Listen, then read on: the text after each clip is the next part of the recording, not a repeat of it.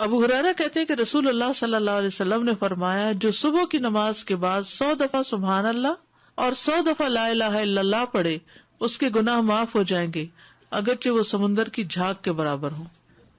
سلام کے بعد تشہد کی حالت میں کسی سے بات کیے بغیر ذکر کرنا،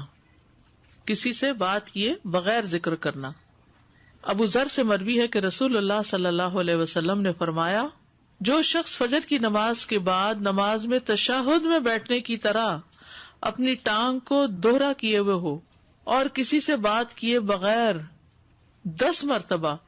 لا الہ الا اللہ وحدہ لا شریک لہ لہ الملک ولہ الحمد یحیی ویمیت وہو علی کل شیء قدیر پڑھے گا، اس کے لیے 10 نیکیاں لکھ دی جائیں گی، اس کے 10 گناہ معاف کر دیے جائیں گے، اس کے 10 درجات بلند کر دیے جائیں گے،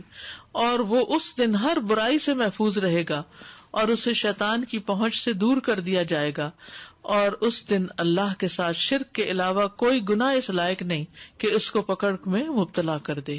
لا علمی جو ہے، نا علم ہونا جو ہے کتنا نقصان دہ، کتنی دیر لگے گی اس طرح 10 دفعہ پڑھنے میں، لیکن شرط یہ ہے کہ نہ وضو ٹوٹا ہو، نہ آپ اٹھے ہو، نہ بات کی ہو، جدھر بیٹھے ہیں ادھر ہی ٹانگ موڑے ہوئے ہی،